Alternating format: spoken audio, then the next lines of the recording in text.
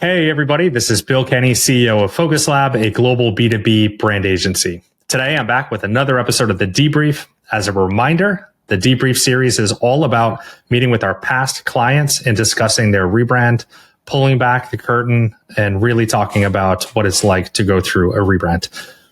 In this episode, I speak with Cuttlesoft co-founders Frank and Emily, and we talk about their rebrand experience with Focus Lab.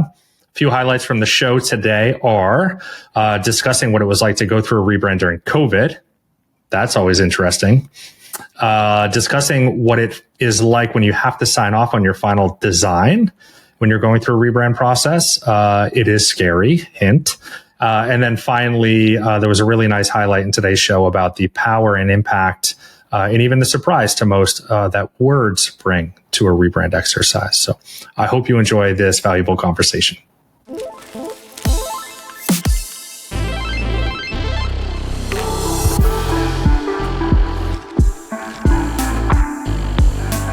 Frank, Emily and Frank, hello. I'm excited to chat with you. It's been a while. For what it's worth, we actually never met during the project.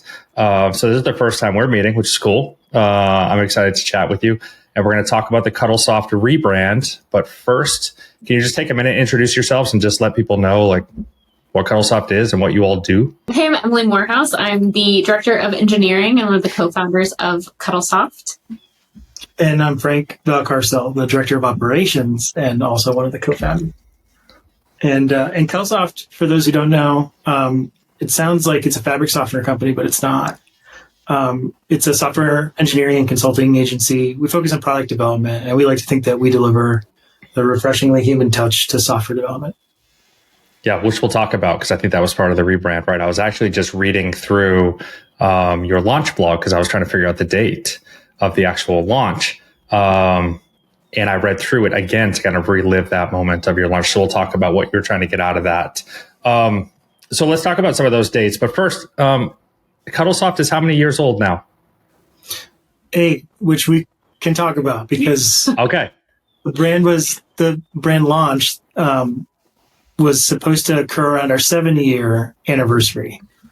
And we did we created some products around 7 years. And so we snuck it in just before the 8-year mark, like a couple months ago. Yeah. So long enough. I mean, 8 years for what it's worth is a long time, right? Like Focus Lab, we've been around for 12. I know what it's like to go through these years of growing a business. 8 years feels like a long time, and it is a long time. So congrats to you all. I'm excited to kind of relive the rebrand experience and what year 8 might look like for you all. So a couple fun facts. You reached out to us, Focus Lab, on October 8th of 2020. Yikes, what a scary year. I was looking at that going like, an interesting year to reach out to a company and say, hey, we want to rebrand. Yep. So just throwing that out there. It probably feels like a long time ago. It feels like a long time ago to me. Yeah, it feels like a long time ago to us. Pandemic, time warp, and it all just seems like it was yesterday and forever away at the same time. It's really weird. Yeah. And then the brand, not quite 2 years later, finally went live. So we went through all that process with you. We worked on the Cuttlesoft brand, and then eventually it rolled out. August 18th was the timestamp on the blog post of this year. So a few months ago at this point. How did you know it was time to rebrand, especially in a year like 2020? Tell us all about that whole experience. We knew it was time before then. I think a lot of people went through some types of peaks and valleys of either business operation and worry about the world and stuff. And so I think we just decided like, hey, there's a few priorities that, things that we really want to do, things that to us are really valuable for the company for the long term. Mm-hmm. And so 2020 was one of those years where you just had like you did a re-inventory of okay, we're going to make it. On the other end of this, what do we want to do? Like, spend a lot of time indoors. Yeah. And having conversations with like, all right, well, if we make it through this, like, what kind of company do we still want to have at the other end? And what kind of company do we want to grow on the other end? Yeah, it was something that we had talked about for a while that we knew we wanted to do. We had very clearly hit some roadblocks with our brand maturity. And it was something that, like, when we first put together a brand for Cuttlesoft, we didn't think all that hard about it, right? Like, we had the name was unlocked. That was like one of the deal breakers for Frank from the beginning, was like, I don't care what we do, but we're going to call it Cuttlesoft. That was the hill I was willing to die on. Which is the hill, right? Like, the name is like very solidly us. And so we wanted to make sure that we could position ourselves in a way that was going to allow us to really build on our strengths and our recognition. And we got to the point where we're like, we actually stopped using our old logo, right? Like, it was so bad that we were like, we can't crop it in certain ways. We can't scale it in certain ways. Like, we tried to go to like a single color version of it, but then like nobody really loved it. And like, we just couldn't do what we needed to do with the tools that we had. And so I think we were sitting there in 2020 going, this is the thing that we are going to invest in, because it's going to unlock so many other doors for us down the road. Yeah, I love that. Thank you for sharing that. You're right. 2020 was a year of reflection for everybody in some capacity. I actually just recalled we rebranded ourselves, Focus Lab product placement in 20. Yes. We did the same thing, right? What are we going to do in this downtime? We also matured. We also were not reflecting who we actually were through our brand. So we did the same exact thing as you all did. All right. So you realized it was time. Now you had to go through the task of finding the right partner. So I don't know what I don't know, being on the other side of that, but I can only assume that is not easy for people that are trying to figure out who the hell are we going to work with and what matters to us. So can you kind of describe what that was like to look for an agency partner and what you were actually looking for in that partner? You really led the search, so yeah.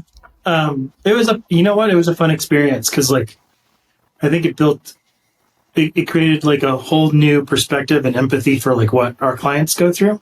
And so we talked to a handful of different groups, and there were definitely agencies or small teams that we felt like could deliver.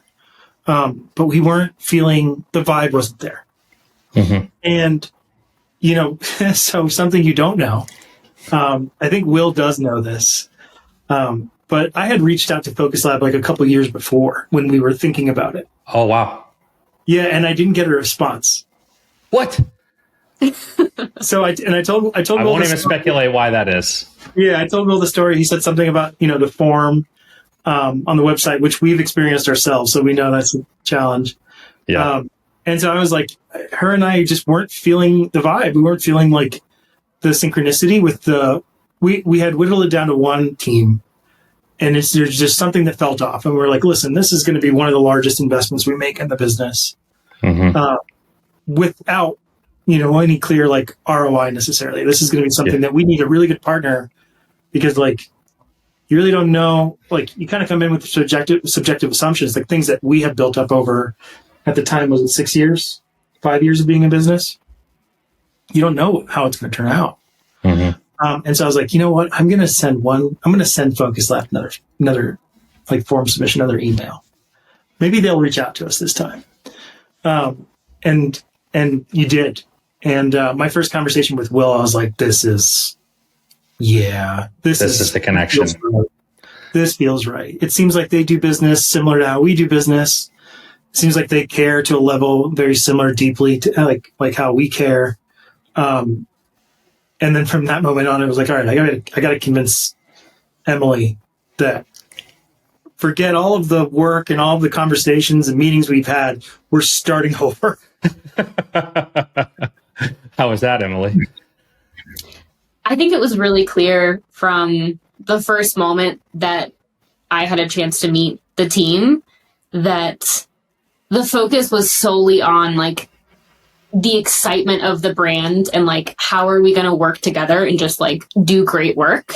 It's a really collaborative process. And I think, I'm sure that there's kind of a spectrum of involvement for your clients being involved in the process of putting things together. And I know we were probably on the more involved end of it.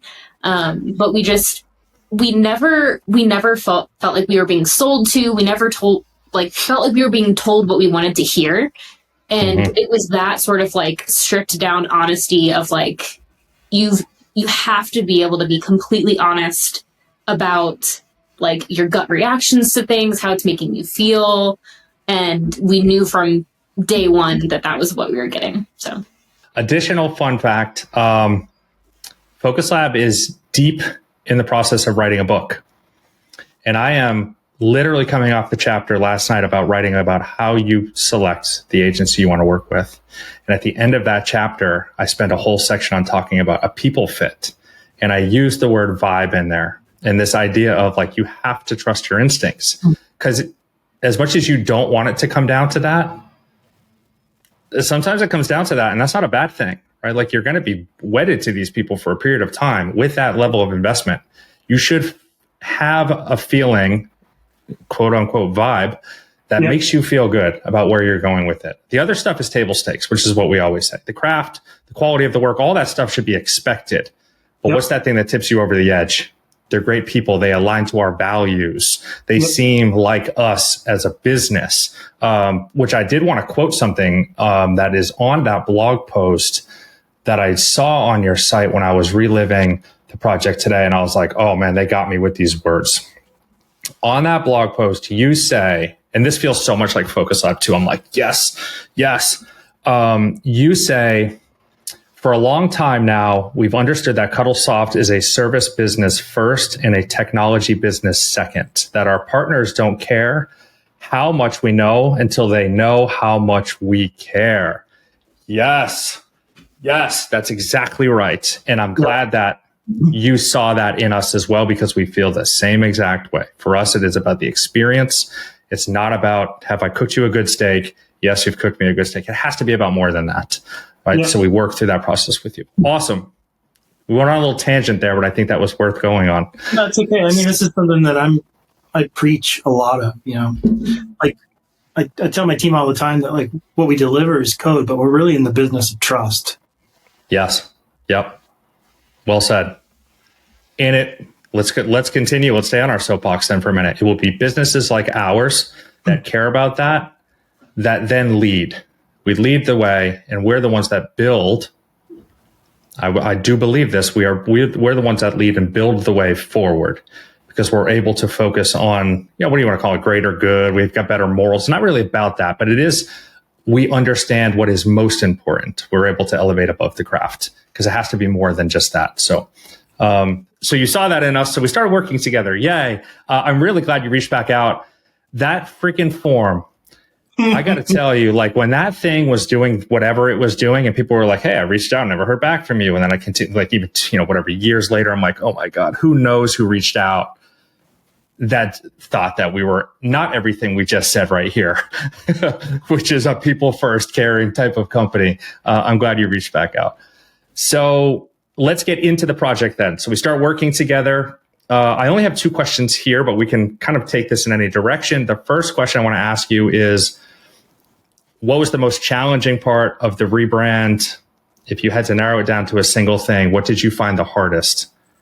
I think the hardest part was, and this is actually kind of like maybe jumping into the process a little bit.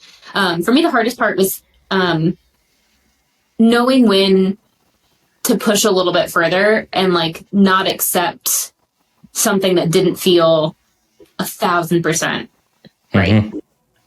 And so we had a discussion. We actually opted to like add on an additional round. Mm-hmm. And we were like, we don't really know where it's going to go. Like we were going to do something wildly creative where like a bunch of people, not necessarily on our project, who are in the office, came together, threw a bunch of stuff at the wall, and we're like, we could do this and nothing could stick. And like, we know that we've exhausted it, or we could do this and we know we're going to get like that final sort of like punch to it that we needed. Yeah. And we went for it, and it was scary, but it was so worth it, because I think we were just absolutely ecstatic with like where we ended up with it. So yeah, I think she's talking about the logo mark and then the mascot. Yes. Yeah, I thought she was going to say the dot pattern. That was one of those things that we had so many iterations of. And we had an idea, like we felt in the beginning that we maybe couldn't articulate what we saw well enough. But then Bud showed us what we were thinking, and we were like, okay, yeah, now when you see it, it's like, this idea wasn't as good as we thought it was going to. That's part of the journey. Yeah, but, going back to this idea of like trust and then vibe too, I think there was a point where I was like, I'm happy with it. I'm good with it. I'm content. It wasn't exciting to me, but I was also like trying to adapt to this idea that everything's going to be very, very new. And Will was really helpful in like telling us like, hey, it's not going to be love at first sight. And like, you really need to be prepared for that. And I think that was really helpful because like, we didn't have the history with the new brand that we were helping, where we were involved in the process of developing like we did the old one. We also didn't have all the baggage either. But actually, to Bud's credit, like, I think there was like the final round, I was satisfied. Emily, I think he could tell, wasn't quite there. Yeah. And then he was like, I'm going to give it one more. I'm going to give it one more shot. And then when we finally saw the last version, you're talking about like very micro iterations, small changes. Yeah. And then, but when we saw the final one, we were like, yeah, I think you freaking nailed it. Like now we think this is perfect. And that's going to become, it hasn't yet, but that is going to become a very, elaborate, interactive portion of our brand, in the near future. Love it. I'm going to say two things. I actually remember that I wasn't on the project, right? So y'all didn't interface with me, but our team is small enough where I still see the vast majority of all the work that happens week to week. And as a past designer, I can't help but live in those channels and see all the stuff that's going out, right? Like I don't need to direct in any way. The team is really strong and has their own powers, but I love seeing what's happening. And I could see the iterations that were happening on that pattern specifically. Should it look more organic? Should it look more kind of like sharp and jaggedy? By the end, it is small, but small changes make a difference. I was going to secondly highlight the fact that like what you're stating is a very common challenge in every project, right? Like the brand is so close to you all. It is your business. And you have us going like, well, we think this would work great for you. We think this would work great. It doesn't mean that we're just throwing things over the fence and saying like, yeah, it's fine. It'll work for you. And we hope that you like it. But there's a different level of attachment and like critique that you all have to live with on your side. And you're like, well, we have to live with it forever. It needs to be the best. And what a challenging tight walk that is, because it actually doesn't need to be the best. And you may not love it on day one. So we're all trying to figure out, but what's the right line in that very kind of gray, scary feeling that's happening? Ultimately, we always get there 98% of the time, right? So it's like trust the process, work from a level of trust and appreciation of each other, and you will be able to get through that no problem. Yeah, I mean, in this case, I think Will was wrong because, when we finally got to those final versions, Emily and I, it was love at first sight. Yeah, we knew it was that we're like, close the book, like it's done.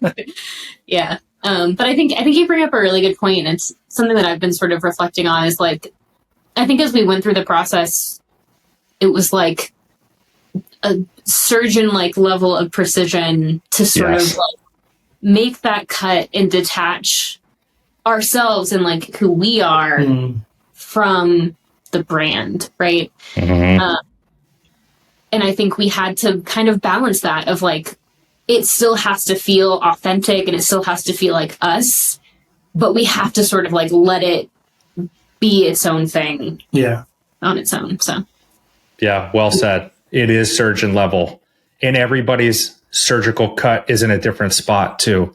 That's kind of, the challenge on our side. Not that it's important to get into that here, but like we can't always figure out where that line is either. Like we have to almost figure that out per the dynamics of the project, the personality of the team that we're working with. Where's that cut? I think it's here. No, it's not. It's over here. Okay, let's figure it out. Hey, Will, I don't know if you heard that, but they said you were wrong, buddy. And shout out to Bud. I know you had a lot of other great people on your project. In that project, most challenging, great, understand that. What was the most surprising? Was there any like, oh, I didn't expect that in any regard, good or bad? I honestly think so. Shout out to another team member, but I honestly think it was like kind of like Haley and Idoia together, seeing a little bit of Cuttlesoft that we were too close to see. Mm. And then they asked for things that, like, I don't know if it's typical or not, but they asked for like stories from our team. I was like, hey, what's your favorite or what's your most memorable moment of working, both on like what project, and tell us about that, and then like internally. And we were kind of surprised by some of the answers. And then like this sort of like this idea of like, humanity started to emerge. We had, set our core values on some strategic leadership retreat thing years ago. And we were intentional about them. It's not like that we weren't intentional, but like they were things that we carried and we would, remind the team like, hey, this is what we're about. And somehow strangely, it felt very validating that the group we worked with at Focus Lab was like, kind of like, you guys really are about this. And like, we actually think that this is a great, differentiator and good for your position. Highlight that. Yeah. You're this very like, down to earth, easy to work with, humans first kind of group. Empathy really is one of your core strengths. Yeah. And so like that was probably the most surprising as you organically grow your company, and brand is one of those things like Emily was talking about before. That's like a bit of an afterthought, or sort of like, you sort of like bolt things onto it without a lot of thought. Yeah. You kind of hope that the visual identity matches the real, like, it's a representation of the real McCoy.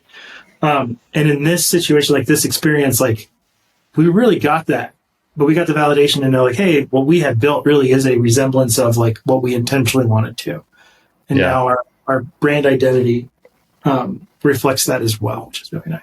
Yeah, I think that's very much in line with what I was thinking. I was kind of thinking back to like those original like initial exercises that we went through and kind of not necessarily expecting to get as much out of them. And I think it was very surprising and very validating to come out of that thinking like, okay, we can say that we walk the walk, but like somebody else saying it about us. And also wanting to like highlight it and bring it forward and like really to give us a language around it to fully envelop it into our brand, right? Like it's not just something that's like core values that you're going to post on your wall or put in your employee handbook, right? Like it's something that is going to become a core part of how everything else is sort of like built up around that, without making it like too like overt or cheesy that like this is what we're about, but like it really is at the heart of all of it. And I think the thing that I was most surprised about was probably the power and impact that having words and copy would be, right? Like I didn't go into this thinking we're going to rebrand and we're going to have like an awesome like tagline and ways to talk about ourselves that we didn't necessarily have before. Yeah, I'm happy you said that. I even struggle with it as a past designer, having started this company in a world that just tends to gravitate towards design, right? We can all look at a thing and say, oh, that looks cool. It's easy to pass over words and the strategy behind those words. I'm glad that you're able to see the power of both of those assets now within your brand, because it needs both of those. It can't be one-sided. So shout out to Haley and Edoya. We're doing a lot of team shout outs today. Yeah. So I'll just inject this here. And I mean, you probably felt this the whole time, but the team loved working with you all. I often mention who I'm going to be recording with. I'll put it in the water cooler in Slack. And there was a lot of commentary back when they heard that I was going to be recording with the both of you. So the team says, hey, they love you. They miss you. I'll report back after we're done. Yeah, you can tell them that it's likewise. We feel the same way. Thank God that form worked that time. It's weird, right? The world works in weird. Like, what if that form doesn't work? You think we're jerks, and like this, none of this happens. We're doing something else in this 1 hour of time in our life. So post project. So now you've gone through the whole project. You've gotten your deliverables. You're excited about them. Will was wrong. Yay. And we get to this, and you kind of already hinted at it, this idea of like ROI, brand is mysterious. Yeah. We all know it's valuable, but we're afraid to invest in it because we can't say, I put new sneakers on and now I can run faster like we did when we were kids in the mall. It's like really hard to quantify, although it's not, but we won't waste all our time talking about that. But I'm hopeful that you can at least explain a little bit of what you've been able to achieve since as a result of the brand, if not any actual like true ROI that you could say because of this. This should just get put out on the internet that like Frank is like a perfectionist, and sometimes it's to a fault. And the other thing too, we had prepared the team for you and I to like go away for a while. And at first we hadn't told them like why, but it's that while we were working on it, we learned we were pregnant. And so we told them, because the conversation happens like, all right, when are you all thinking about, activating this? And it's like, later this year, Q4 this year, and they're like, but it's January. And we're like, yeah, but we're gonna take extended leave of absence. And they're like, why? And we were at that moment where it's like, well, I haven't told our family yet. Like, we want to tell Focus Lab, but I see. Mom's going to be really, really upset if you tell your branding agency that you're pregnant before her. But I thought we were besties. The relationship was so tight. Yeah. Well, yeah. Eventually, we did share that like we were expecting, and we did take. I mean, Emily took about 3 months. Yeah. And so it kind of, not that it got put on the back burner, it just got delayed. And that was okay. Like for us, thankfully we knew that we were going to have a kid before we actually engaged. So we were prepared. We knew it was going to be a Q4 type of operation. And then October of 2021, we had the whole team in. Like we did this offsite. Shout out to the last few remaining people. I think is STC and Alex. Yeah, brand support. Sweatshirts for us for our retreat. And we did a presentation. We did like the internal launch, and then we sat on it for another year. What the hell were you doing over there? Explain this. It was a little bit of we were in transition for like our operations, and then we were very, very busy. I think you guys probably can relate. Like sometimes you get really busy with client work. Yeah. And we tried to, for a while, find the right partner to help us with the website, like to actually design the site. And then around this time last year, like it was just kind of difficult to find somebody that was available and was able to do it. I should have been searching in January, Yeah. We had really high expectations, like knowing that we were going to have to deal with the maintenance of our website. We wanted to make sure that it was something that was kind of going to be like up to our standards. And so we were like, like we could outsource it. We could do this. Like we've kind of looked at a bunch of different options. We did. And because our website was such a pain point for us in the past, we wanted to make sure it was going to be something that we felt very in control over and that we could continue to iterate on it and improve it. And so it's the stereotypical thing of like, cobbler's children never have shoes, right? Like it took us a while to be able to really fully dedicate time. And we had to very intentionally say like, okay, we're going to stop. We're going to set aside time for this person and Frank to like help out and like build this thing so we could finally get it across the finish line. That's why the egg didn't hatch for a year. The egg is hatched. So with that new brand out there, so actually now that I think about that, I mean, we're talking about only a couple months. As this episode might not come out for a couple months. When I say what's the ROI, that's a pretty tough question at this point. So maybe what do you expect it to be able to unlock for you moving forward now is a better question. Yeah, I mean, it's always been like the investment was to reposition the company. Mm-hmm. So that's what we expect it to help us unlock is continuing to enable us to serve more up to middle market, even top middle market, whatever. I didn't get an MBA, and I'm letting you know that as well. None of us small service-based business owners got MBAs for what it's worth. Yeah, this is how we earned our MBAs. But that's really what we have invested in it for. That's the bet. That's why we made the bet. Was having a more cohesive, mature identity, like language that spoke to the customers that we wanted to attract. Because now we feel like we are an organization that has that like sophistication and the ability to deliver that we can begin looking at clients in markets that we before had a really hard time competing because of the perception of like the competition. Who else was available? Right. Yep. I think these days it's become a lot more than just like what logos do you have on your site. Like, yes, we work with small teams most of the time. But even when you're working in an enterprise organization, like you're usually working with a small team. Like it's usually some department, it's 5 to 8 people, and then they end up becoming like sort of a cohesive unit of your group if you're doing it right. And so it's still like the same model, it's still the same Cuttlesoft, it's still the same approach.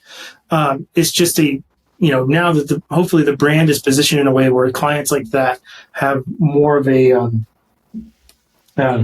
more reassured feeling when they put us in the same bucket when they're comparing the people that have been the incumbents in that space for so long. Yep. Which is incredibly important, which you understood, which is why you invested in that as a smaller service-based industry or company, I should say. Emily, any thoughts that you want to add? I don't want to kind of cut you off here.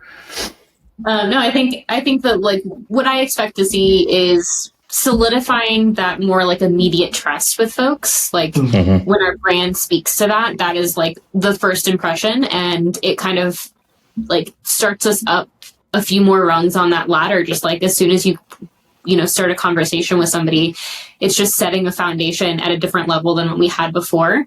And I think that it's always just going to be a differentiator, right? I think one of my favorite exercises that we went through when selecting the brand direction, when we had, all those options on the table, was to sit back and look at what does this look like on paper next to our competitors. And it was very eye-opening to see how even like visually similar everything was. So I think that that's what I hope to continue to see out of it, is just that we're different and our brand shows that. Yeah. And you're clear now. There's no confusion, right? So that will attract the right people. It will repel the wrong people, but that's all a good thing. Let's finish with a single wise word or words from each of you.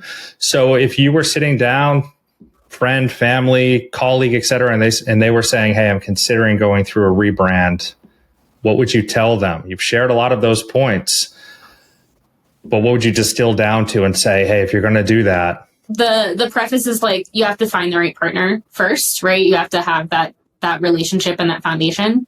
But I really think it's release. Like you have to release your hold on who your brand was and what it looked like. You have to release the things that you maybe had in your head about where you want it to go.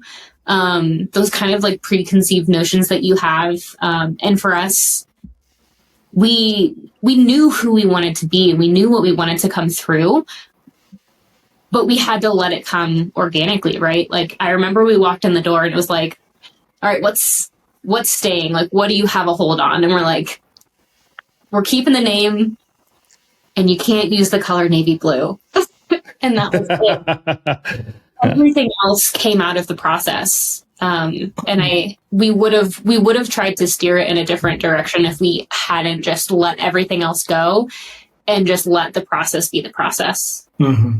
Easier said than done. But I appreciate you saying that because it is a really important part, that release. Yeah, I completely agree with her. Do I get to add something still, though? Absolutely. I think there's two really important questions, and like these things got really solid for me as we went through the process. And again, like going back to like the vibe and being able to like trust in Focus Lab as a partner entirely.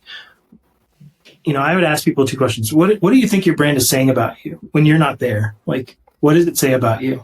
And then the other question is, what do you want it to say about you? And then I'm with Emily, like find a partner that can help you go from what it's currently doing for you to what you want it to do for you. Wow. Strong words at the end. Well done, both of you.